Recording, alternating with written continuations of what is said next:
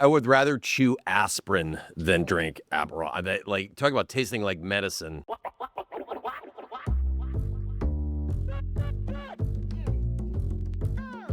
Welcome back to Keeping Commerce Weird, the podcast where we dig into the quirks, challenges, and creativity shaping the future of commerce. I'm your host, Travis Hess, the CEO of Commerce. I'm stoked for today's episode because we're diving into the world of strategy. Not just any strategy, but the kind that helps brands and organizations navigate an industry that's evolving faster and weirder than ever. To help us unpack it, I'm joined by two of the sharpest analysts in the space, my friends Bill Friend and Brian Walker, co-founders of StrategyēM. They serve as strategic advisors to SaaS businesses in this dynamic and unpredictable market. They're not just seasoned observers of the industry, they're shaping the conversation around commerce technology, advising some of the biggest players, and bringing a fresh lens to what's next. And here's the fun part. Both Bill and Brian bring some unusual perspectives to their work. I mean, if you don't know them already, these guys are characters in the space with some pretty, well, weird hobbies. In a good way, of course. I couldn't be in better company for this show. So sit back, eat, drink, multitask, whatever blows your hair back, and enjoy. But before we get into the hottest trends, frameworks, and predictions for the future, let's get to know Bill and Brian a little bit first. Given we're virtual, let's set the proper perspective and size things up a bit. How tall are you guys? Bill, let's start with you. Give us a flavor, and don't exaggerate. On a good day, I'm 5'9", and I'll defend that. So, yeah, I used to say I was 5'11", but the reality is it's more like 5'10". It's all right. As we get older, I think we become more comfortable in the fact that we're either shrinking or, as long as they're not growing laterally, that's kind of like what I'm trying to focus on these days. Yeah, working to prevent that for sure. Glad you didn't ask me my waist size, though. All right. I wouldn't go there, Bill. You look great, by the way. Last time I saw you, look fantastic. Let's start here. How the hell did you guys end up here? And by here, I mean like running an advisory and podcast that blends mixology with commerce, which is pretty unique. I don't see anybody else doing it. Yeah, it is. I think in the spirit of the podcast, it's weird, right? To kind of blend mixology and strategic advisory and thought leadership kind of all together. You know, your question kind of takes me back really to when Bill and I actually first met. I was in Munich for a Hybris event. I was actually working for Forrester still at the time, lead analyst for commerce platforms and mixology. Bill, I think we met maybe at a bar in Munich. I think I ordered a Manhattan, which was sort of my go-to cocktail. Like the beginning of a joke, two guys in a bar. Yeah. And Bill kind of schooled me a little bit.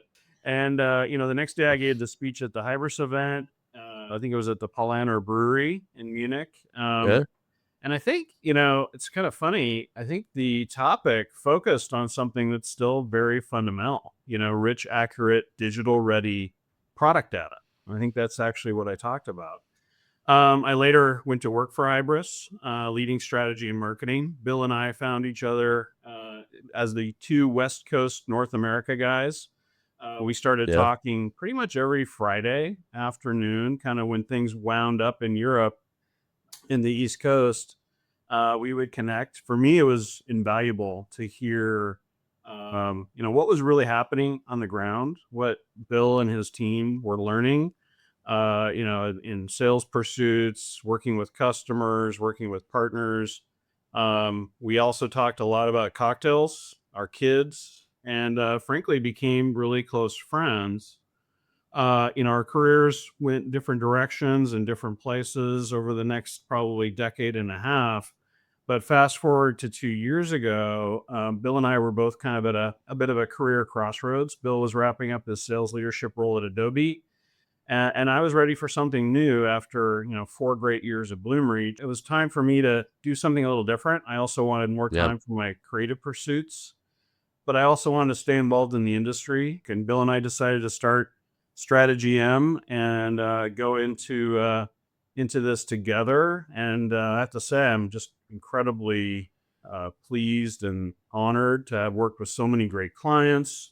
A real steady run for us, and Cocktails and Commerce has really also developed into something people enjoy and get value out of, and we love doing. Yeah. It's been, I mean, one thing that's been fun about it, Travis, is like our ethos, fun first. I mean, Yeah. like at the end of the day, anything that adds a lot of pressure, that's not going to work very well. So, Yeah. you know, Well, our projects, we have timelines, but timelines, you know, we put a they're lot of goals. They're not hard, pressure. you know, posts Yeah. and stuff. So the synergies on the two sides of the business, we continue to look for more, and it's been great. So I Yeah. have to say, it's a little bit weird to be on a podcast and not be drinking a cocktail. Right? You guys can drink. I mean, listen, there's no judgment here. I mean, it's like, you know, what is it? 8, 9, 9:20 in the morning, your time, by all means. And with timelines, Bill, I'm hoping you guys aren't charging time and materials. For sure. I'm assuming it's fixed fee. Just for the audience purposes. I don't want people to think like it's just this is a runaway train with a meter running. I think, you know, I've known you guys both for a while. I think your guys' podcast, I think the concept's brilliant. Even for someone who doesn't drink a ton, I just think infusing something that you guys are so clearly and genuinely passionate about, just reading the words, is you can feel the enthusiasm, and I think it's a different take on the space. And I've always loved the perspective. All right, I got 2 questions. One, we'll talk about cocktails, and the other we'll talk about the space. On the cocktail side, what's the oddest, to either one of you or both of you, what's the oddest mix of cocktail ingredients you guys have created or tried lately that ended up surprising you in a good way? Well, it's funny you're asking because in the sense of lately, because I actually was just up in Seattle. I live in Santa Cruz, and Brian's got this mixology society called Queen City Mixology Society. We just call it QCMS.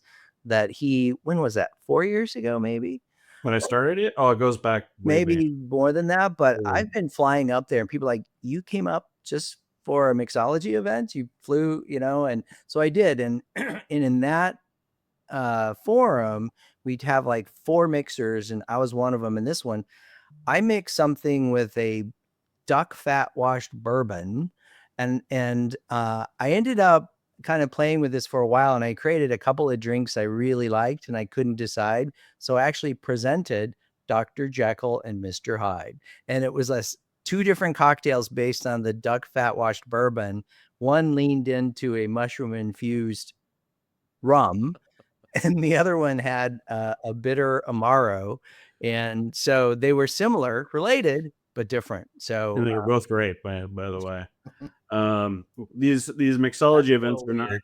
These mixology events are not competitions. We make sure everyone, you know, who is a guest at our events knows this is not a competition. You can express preferences and tastes and likes and so forth. But I think Bill might have won QCMS this time. I also mixed a QCMS, and I also did fat washing, which is what, you know, kind of Bill did with his duck fat washed bourbon. But I instead fat washed an entire cocktail. So I used whole fat milk, and I clarified a cocktail. So that's what that sort of process is described as. It was made kind of based on, you know, a Naked and Famous, which is, you know, kind of a paper plane riff in and of itself. And can we swear on this podcast? Yeah, of course. You say whatever you want. Like my cocktail was called a Super Fucking Famous, and It's catchy. and it was a clarified cocktail using milk.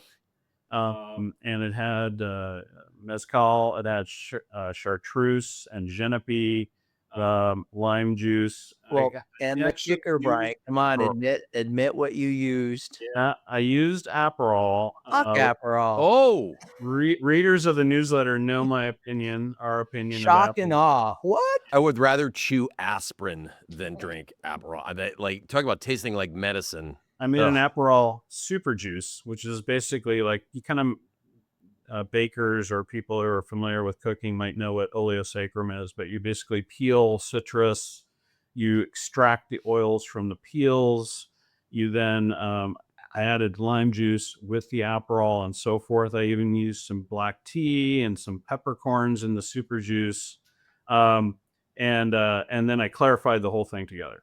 I will say this: I used Aperol kind of to prove a point. I also, of course, had to taste the Aperol separately, right, to make sure I knew what I was playing with. I did come to a conclusion at the end of the process. Fuck Aperol. I was going to say, it still tastes like shit to me. I don't care how you dress it up or what duck fat you want to mix it with. Yeah, it's a hard no. It's a hard no after for the cocktail was clarified, it takes on a very different character. It kind of blends the flavors together, creates a very silky mouthfeel. It's a very different cocktail. And there's other things you can do that are a lot simpler. People clarify gimlets or daiquiris and so forth. And it really does change the cocktail in an interesting way. So that was fun. And so, yeah, that happened only last weekend that we had QCMS fall 2025 meeting, and we both did milk washing, which was kind of interesting. And it was pretty odd and unusual approach that we each took. Yeah. The cocktails were great. I was following along with all of it. I think it seems complicated for someone like me, but listen, I love the passion. The fact you guys I need more hobbies in my life. What are like the 3 hottest areas in commerce technology, right? It doesn't have to be 3, but give 1 or 2 hot areas in commerce from your perspective. You're in all these conversations as well, and being an ex-analyst, you've obviously got a different perspective that goes maybe deeper than most. But yeah, would love to hear it from your side. Yeah, I mean, I think there's obviously a lot of heat right now in terms of product orchestration and enrichment. People are really focusing on that. To ensure that they're showing up effectively, in the answer engines. Naturally, the benefits of focusing on that extend beyond just, enriched, content that you can deliver context through, as people engage there. It really has benefits, really across your own customer experience that you're delivering on your sites. And really throughout, the customer experience and in your organization. So that's clearly a place we see, investment right now. And we expect that in 2026, we're going to continue to see people really doubling down. And it's an interesting space. There's a lot of different players. Many, of course, are leveraging generative AI inside their solutions to really enable that. And I think what's kind of interesting is, it really gets to, illustrating lots of different use cases and applications around products that go well beyond what we thought of as sort of structured product information in the past. So that's a very interesting space. And I'd say that's a hot area now and will probably continue to be. Yeah. Connected to that, we continue to see what we call the fragmentation of demand. People are naturally very focused on the answer engines, and some are predicting that this is going to be like a tremendous, evolution. But the reality is it's just another channel on top of many others. Yep. Many businesses are selling through marketplaces. They're selling through social commerce, which is going to also increasingly become agentic, as well as their own sites, stores. If they've got a wholesale channel, this is all kind of relevant to think about, while they're also operating on top of a complex backend, increasingly complex fulfillment and supply chain environment. And so they're focusing on order orchestration would be number 2. And then the third is really the transformation of the on-site customer experience, as well as being able to make this sort of transition into agentic systems, or how you might engage with third-party buying agents, including from the likes of OpenAI and Perplexity and so forth. And that's an area we call commerce GPTs.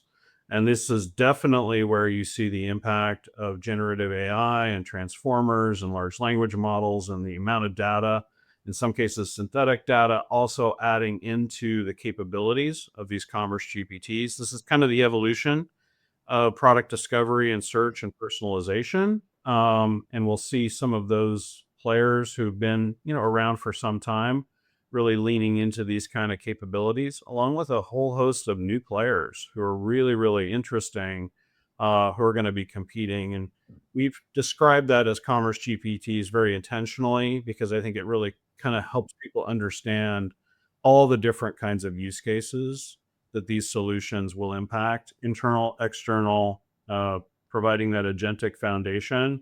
So those are 3 areas that I think are really key. And Bill and I have written about them and talked about them on the podcast as well.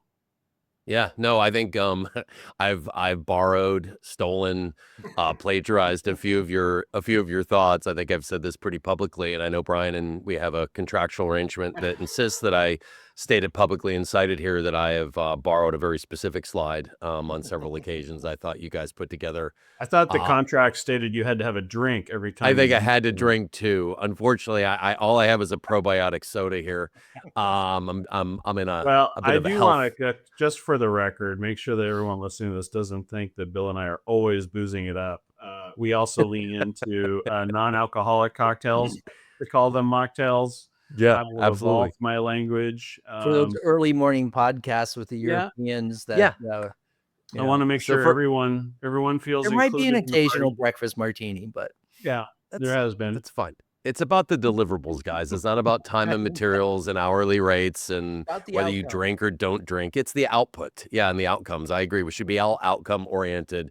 Bill, like that being said, I mean, and obviously, you know, we're knee deep in all this stuff as well. It's probably the most fascinating time to be in the commerce space in probably 10 years, in my opinion, which is super interesting. Like, how do brands, like, how should they think about balancing kind of short-term performance and initiatives with obviously the long-term strategy in a landscape that seems like every week there seems to be announcements and news and angst, and sort of like you guys are front and center in all of this. Obviously, you've got long-term stuff, you're putting foundational stuff you guys are advising on, but there's also short-term things that brands are looking to do. How do you kind of see that that thought process Yeah, going? it's a good question. I mean, one thing that I'll clarify is our clients are really more on the technology side. So we don't have a lot of brands necessarily that we're working with. I mean, maybe half of our subscribers to the newsletter might be brands looking for that inside view of baseball. But there is an aspect of our advisory that kind of tries to balance the short term and long term, in the sense that I think a lot of early stage companies and even, you know, further along have a solution that could apply in a bunch of different ways. So they end up in a situation where they're not being super clear of what's the problem they solve and what their go-to-market is. And so we tend to help people be more clear about what's the point of view on a challenger narrative that you could use to create some common ground to really establish a great dialogue and invite questions and really create a connection with people around how you could help them now. And you follow on with talking more about the product. And then we provide generally a narrative that links that to a longer term vision and value proposition. And then the final piece is really create an activation strategy that involves thought leadership and other things to build, you know, because a lot of times it's like, these are kind of new categories. These are solutions where you don't necessarily think these competitors are doing what you're doing. And ideally, you're establishing some differentiation as part of that narrative as well. So I don't know if it's answered exactly your question, but there is a challenge, especially for companies that start off with one point solution, acquire some additional capabilities and want to go broad with their message and end up kind of making the long-term vision a little bit muddy.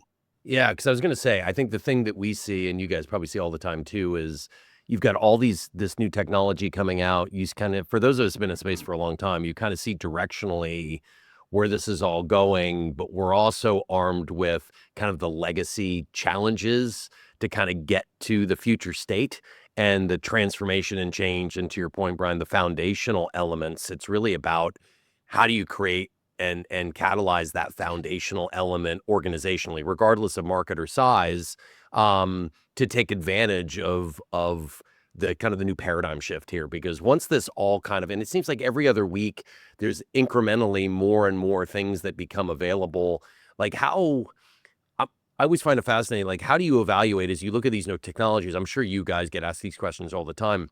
Like, how do you buy in? How do you become bullish on one versus another? Or is the standpoint at this point, there's still a bit of ambiguity and uncertainty of what the final state, future state's going to look like? It's just more foundational frameworks of taking advantage of data transformation, obviously, and schemas and things that are foundationally going to plug into kind of this new world order, independent of individual techs. Like, I'm sure like the shiny objects and things like that, you guys are asked about that stuff all the time.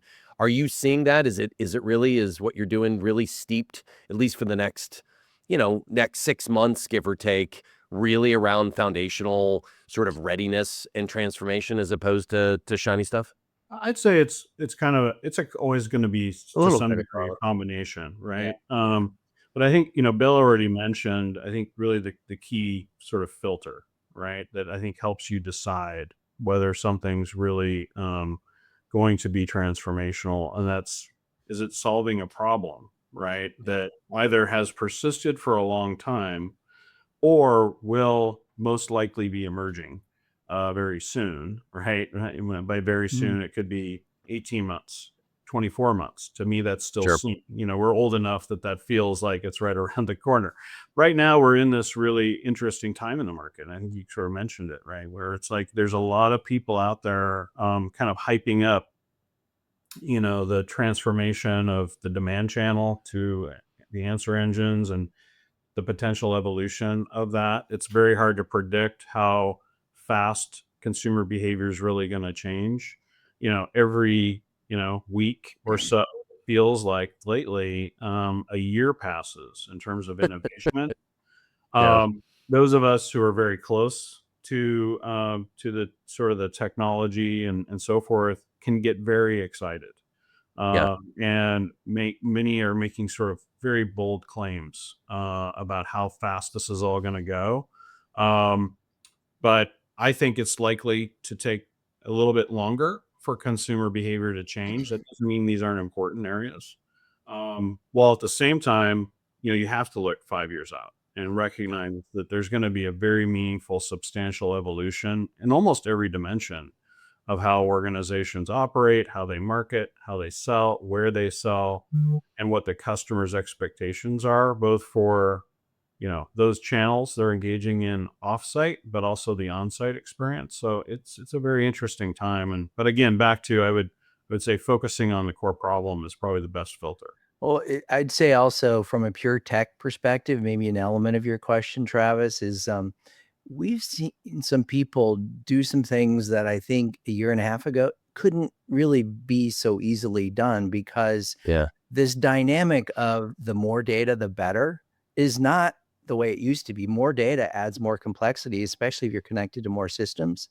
But through some of the emerging standards, yeah, it's very easy to connect to other systems and increase the amount of data. And sometimes the more data, the better, in the sense of creating context that can drive a value proposition and sort of an outcome that wasn't easily possible, and the ability to scale. So it's all around the pace of innovation for early companies.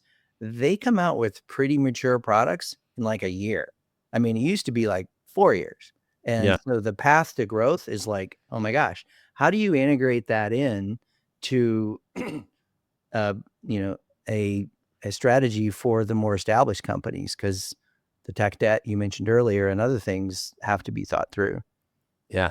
No, it's fascinating to see how the whole ecosystem is responding, reacting to it. And I think, Brian, to your point earlier, sometimes less is more. I think what we try to push on here is, what problems, what business challenges and problems are we solving for in our respective cohorts? It's less about specific features or functions. It's sort of, what's the problem? How are we solving it? And what impact is it making to the Exactly. business to drive efficacy sooner rather than later? And just the pace by which the ecosystem is operating is unlike anything I've ever seen before. Just getting, in the old days, like a retailer to get digital, right, to go create 10% of their revenues in a digital capacity that would maybe, replicate their value proposition in store online, was like, years and years of exploration and implementation.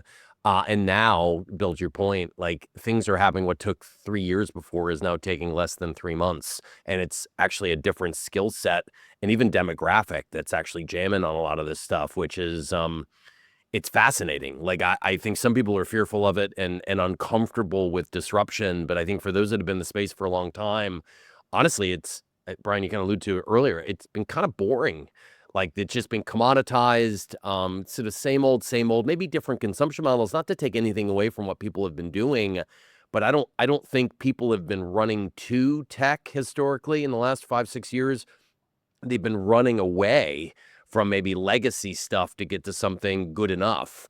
I don't think it's been running to something that's just, disruptive in a positive way or transformational. And there's money to be made there certainly, but I don't think it's steeped with the enthusiasm and the disruption and the creativity that that all of us have been kind of longing for a long time. Isn't it a great time for you to be in tech, not SI space there, Travis? yeah, to get out of services. Yeah, I mean, listen, I think the services side, I think it's tough. I think services, I've said this a lot publicly, I think services is tougher than software.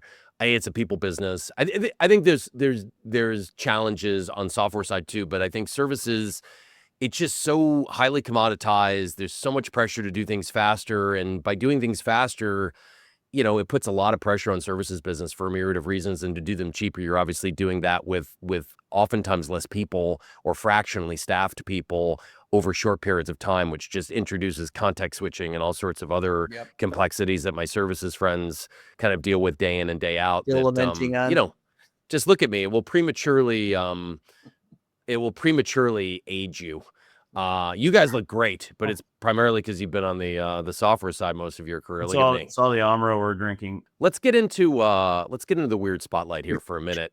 That's sort of adjacent to what we've been talking about. Bill, I'll start quickly with you. What unusual or surprising about your line of work as being an advisor and analyst now that folks might not be aware of? Besides the drinking, obviously, I think we're all aware of that. Maybe something behind the scenes. Well, I mean, it's hard not to say a little bit about the drinking. I mean, it's not really the drinking. I mean, I feel like there's an element of have to explain ourselves a little bit.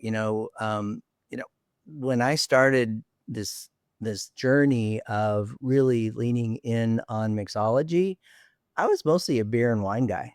And I had kind of this moment where my daughter, actually in college at UC San Diego, took me into a speakeasy. I'd never been to a speakeasy. And it's like, it just says law offices on the door. And it was right in the middle of the gas lamp district of basically bars and restaurants I've been to. How long ago? Frame this. How many? We're talking 10 years ago, 20 years ago? Not that wouldn't say that, but it's 15 years ago. Okay. So, and so what's interesting at that time, I think the availability of some of the spirits that we take for granted these days is very low. But the funny thing is like I go in at very cool vibe, dark, down the stairs, bartender's there. It's a little bit early, some jazz playing. And I'm trying to think of a really cool drink to order. And like all I could come up with is a dirty martini. And the guy almost laughed when I said that. And he's like, hey, how about if I make you a real martini? I'm like, okay. And he proceeded to unpack like the spec and the brands and how to stir it. Don't want to bruise the gin. And I'm like, okay. And at the end of the day, he recommended a book called Booze Hound, which I'd recommend to our listeners. And it was written by this guy that was working for the New York Times as a spirits editor. And the book takes you through this really fun journey. And it exposes me to something now we talk about all the time is Amaro. And I'd never really heard of Amaro. And at that time, they probably had 20 different Amaros in this book, but you could only find like 5 of them these days. Yeah. Now there's hundreds of Amaro. I probably have over 60. Brian's right on the tail. You can make any kind of crazy drink, and it's a flavor profile that sometimes surprises people, but it's complex and it's easy to mix with gin or whiskey. And so it just kind of launched us into this pursuit that might be a little bit of an obsession, but it's really a passion. Yeah.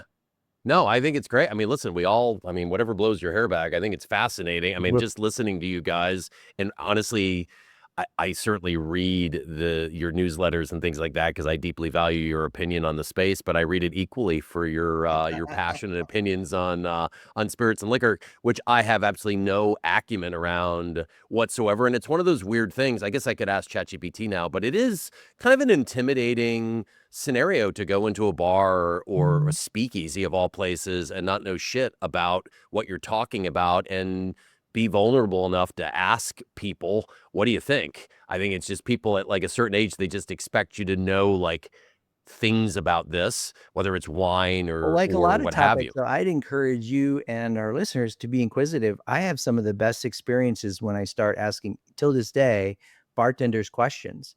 I was in a bar Yeah. the other day, and the guy started pulling out all these bottles of infusions and different things that he had made personally, like turmeric and honey infused vodka. And I'm like, what is that? You know, so you can have some pretty cool experience. Just ask questions. Don't feel like you got to have the answers. Yeah. Brian, for you, what's a weird skill you find influencing the way you do business today? Well, Travis, you might be one of the handful of people in the market who knows that I have also an interest in creative writing and poetry specifically. I And do. actually, my degree in college was actually poetry. And I did not know that, actually. I ended up going in a little different direction. Leaving college, I had an opportunity to go in to business and sort of drive an early import private label program, and I had some experience with that too in my background, and sort of like left the creative writing and poetry behind to a degree, or at least I thought I had. Of course, I continued to write just on the side, and I have to credit sort of some lucky accidents along the way for kind of encouraging my poetry interests and writing. I did do some self-publishing and things like that. Yeah. But it's been interesting. In a way, it took me a long time to realize the influence of poetry actually on my marketing and strategy work. And now, with what we do, as Bill described earlier, it actually has a big impact because we are very precise, and we, in a sense, are writing poetry for clients in many ways. And that's Nobody's kind going of to justify the amount of time that Brian and I spend on choosing words. We spend hours like on one slide Yeah. debating the words we're choosing to try to really, it's hard to boil things down to a really succinct, short narrative. And it's a dichotomy between us talking, which tends to go long, but the words we deliver in our narratives are short, and they're very much like poetry. So I guess this is a call out to those of you out there who are interested in the liberal arts or the arts, right? More generally, I think especially now, right? Having a level of taste, having a level of sort of creativity on top of the tools that are available to us today is critical. Many others have talked about that, and I think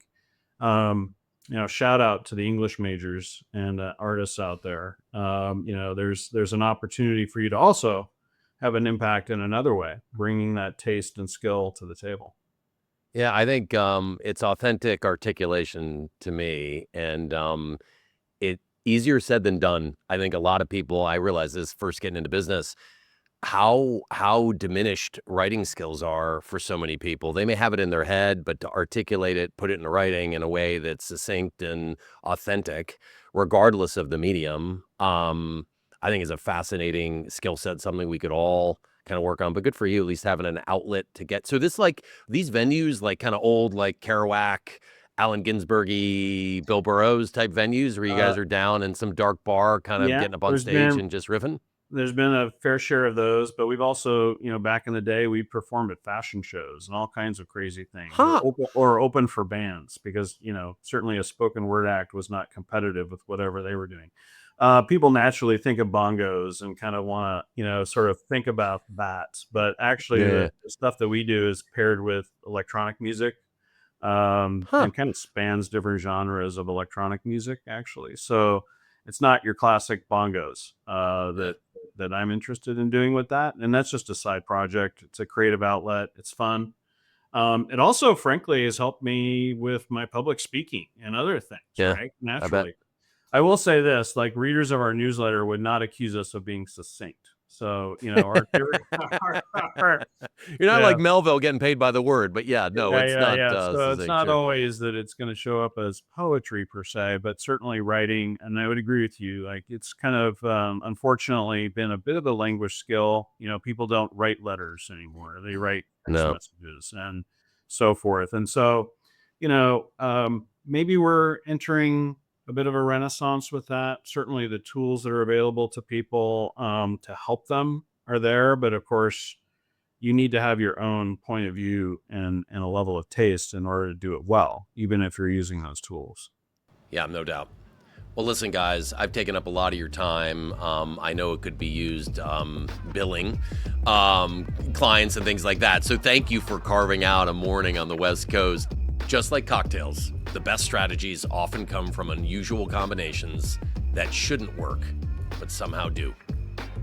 I really want to thank Brian and Bill for joining us today. And for more industry analysis and cocktail recipes, please follow Bill and Brian on Substack at Cocktails in Commerce. Be on the lookout for our next episode. We'll see you all soon.